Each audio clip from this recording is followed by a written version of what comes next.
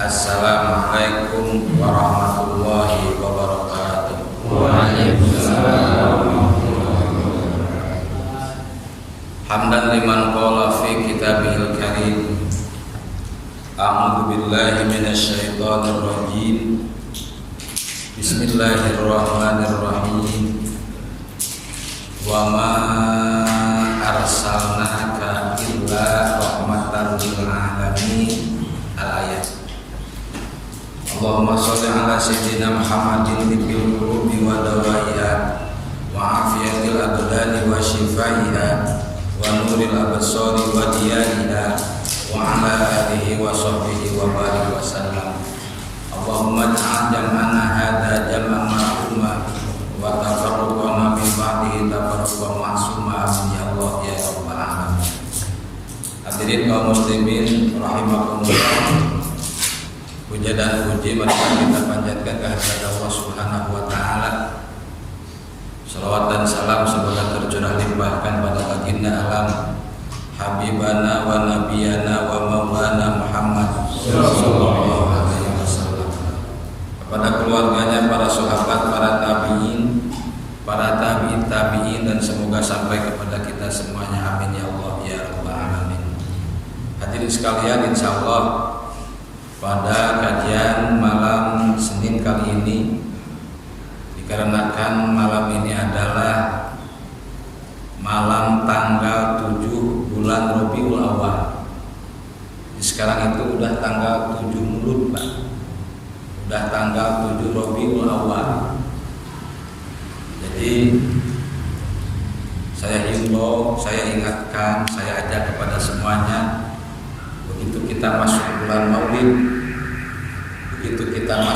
Maulid, maka hati kita harus merasa senang, hati kita harus gembira, hati kita harus bersuka cita dengan datangnya bulan, di mana pada bulan tersebut dilahirkannya baginda Rasulullah SAW. Makanya dari mulai tanggal 1 Rabiul Awal sampai tanggal 29 atau tanggal 30 Rabiul Awal, apapun amal soleh yang kita kerjakan, apapun taat yang kita lakukan, maka satu, kita niatkan kita merasa bahagia, merasa gembira dengan datangnya bulan ini. Yang kedua, kita niatkan untuk mengagungkan, memuliakan, menghormati lahirnya Nabi Muhammad Sallallahu Alaihi Wasallam. Kalau istilah bahasa Sunda, niatan muludan. Kita yang hadir di sini sekarang niat muludan. Mohon maaf, niat muludan. Pulang dari sini, udah beres baca udah beres melaksanakan sholat isya berjamaah, udah beres melaksanakan sholat sunat ba'diyah, pulang ke rumah tadarus Al-Quran, niat muludan. Besok kita mengeluarkan infak sedekah kepada siapapun dengan infak sedekah tersebut, niat muludan. Silaturahmi, niat muludan. Pokoknya selama bulan Rabiul Awal, selama bulan Maulid, sekali lagi, apapun amal ibadah yang kita lakukan, apapun amal soleh yang kita kerjakan, niat untuk mengagungkan, memuliakan, menghormati kelahiran Nabi Muhammad Sallallahu Alaihi Wasallam. Dan sekalian, malam ini saya membawa kitab, namanya kitab Madarijus Su'ud. Kitab Madarijus Su'ud itu kitab berjanji. Jadi kita suka baca Al-Barjanji. Ada kitabnya namanya Madarijus Su'ud. Yang akan saya terangkan adalah halaman 3. Tentang apa? Tentang sejarah singkat cahaya Rasulullah Sallallahu Alaihi Wasallam. Dari awal mukadimah saya menerangkan, saya membaca firman Allah, wa ma arsalnaka illa rahmatal lil alamin. Singkat aja.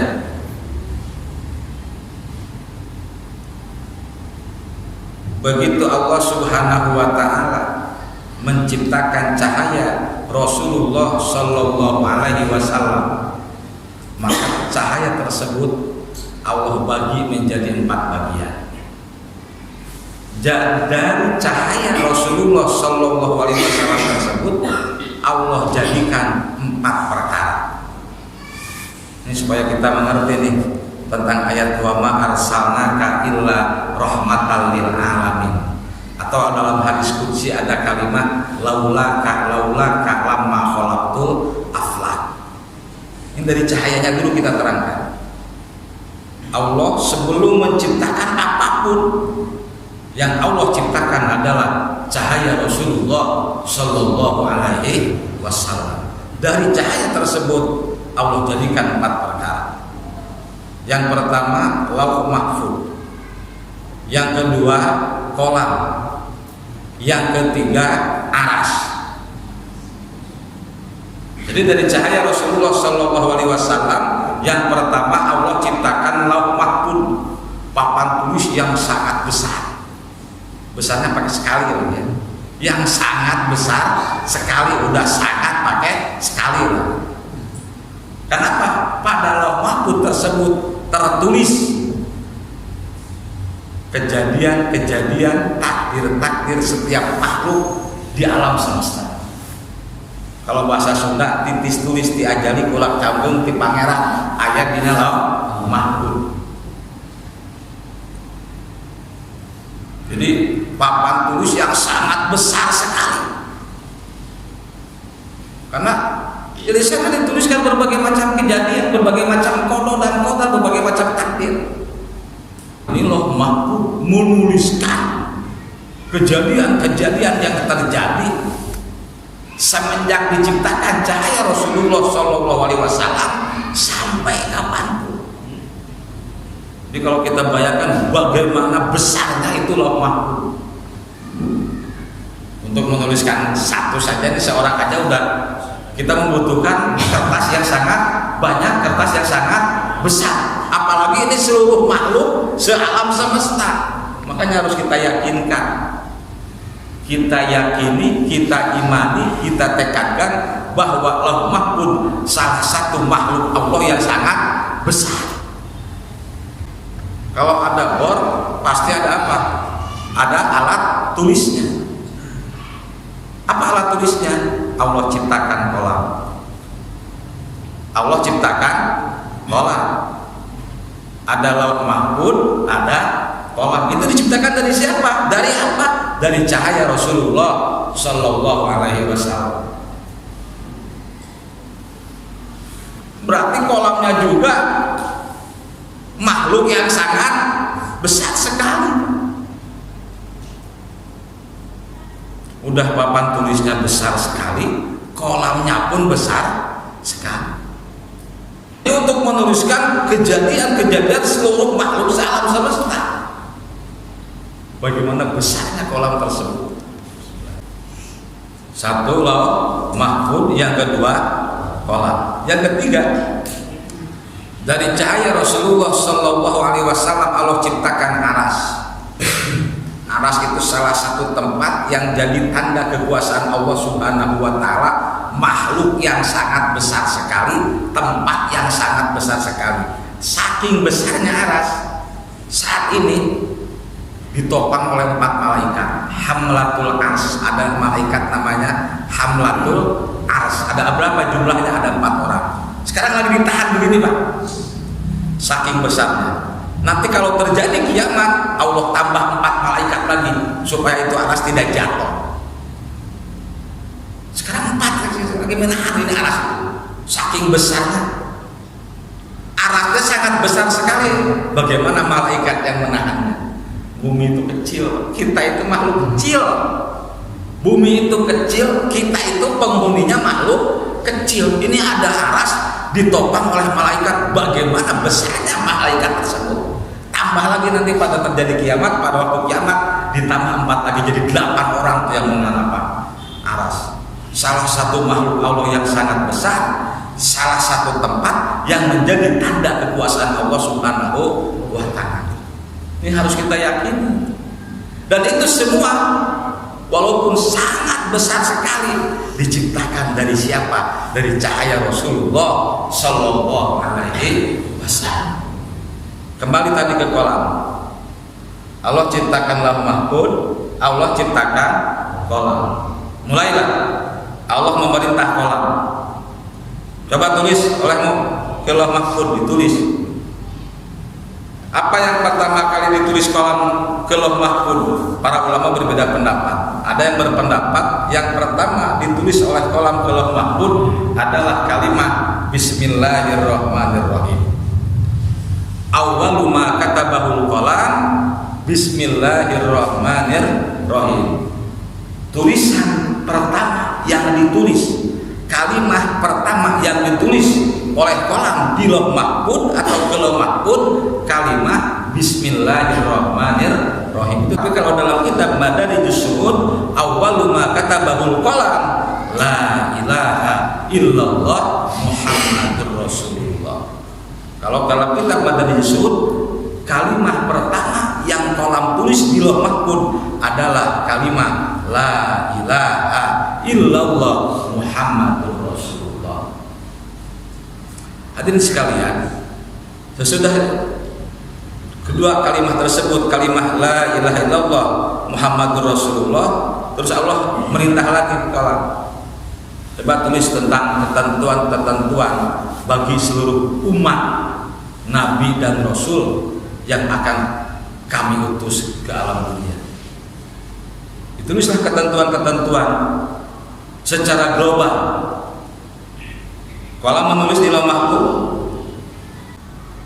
auladu adama man ata'allah adkhalahul jannah wa man asallah adkhalahun nar. Bagi umat Nabi Adam alaihi salam, ini ditulis di lauh mahfuz di sama kolam nih. Bagi umat Nabi Adam alaihi salam, barang siapa yang taat kepada Allah maka masuk surga. Tapi barang siapa yang durhaka kepada Allah, barang siapa yang maksiat kepada Allah, maka masuk neraka. Man ata'allah adkhalahul jannah wa man asallah adkhalahun nar. Itu ditulis di lauh mahfuz itu, Pak. Itu hukum berlaku sampai kapanpun. Terus kan kita udah tahu ya, jumlah nabi ada 124.000 nabi. Jumlah nabi itu ada 124.000 nabi. Jumlah rasul ada 315 rasul. Jumlah nabi dan rasul ada 25 nabi dan rasul. Apa? Jumlah nabi berapa? 124.000 nabi. Jumlah rasul 315. Jumlah nabi dan rasul 25 nabi dan rasul. Nah itu hukum-hukumnya semuanya ada, Pak. Disingkat aja di sini. Bagi umat Nabi Adam begitu, bagi umat Nabi Nuh begitu, bagi umat Nabi Musa begitu, bagi umat Nabi Ibrahim begitu, bagi umat Nabi Isa alaihissalam begitu. Apa ketentuannya? Apa hukumnya? Man ata'allah adkhalahul jannah wa man asallah adkhalahun nar. Barang siapa yang taat kepada Allah dimasukkan ke surga. Barang siapa yang durhaka kepada Allah maka masuk neraka. Terakhir di umat Muhammadin sallallahu alaihi wasallam, man ata'allah adkhalahul jannah.